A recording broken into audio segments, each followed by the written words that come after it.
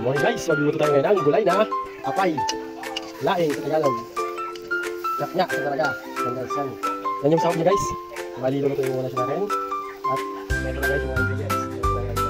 Dried leaves. Agabe. Magkano. Yan, bawang. Luya. Siyempre yan. Sili yan. Sakto lang para hindi masyadong mga guys. Ito yung gata niya guys. Yan. Gata. Yan ba yung nagmamatiga para masarap ang kain natin.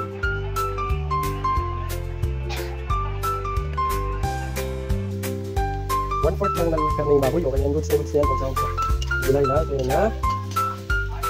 Cut na. Dried muna natin ng konti para medyo malambot na naman.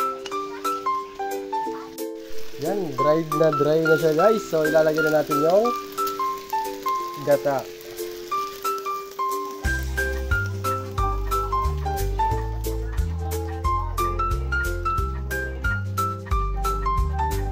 Yan. Sila lagyan natin yung gas. Ito natin. Ito yung luya. Ito tawag.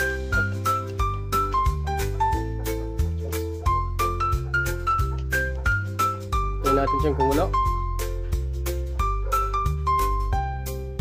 Pagkulo niya guys, lagyan na natin yung gabi guys. So yan, kumukulo na guys. Lalagay na natin yung gabi. Ito na guys. Ito na yung gabi guys.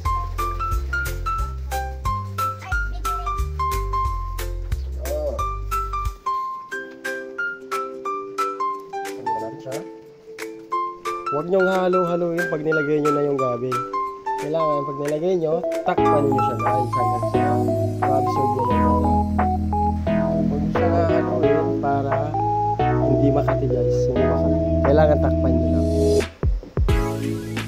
Takpan nyo na natin.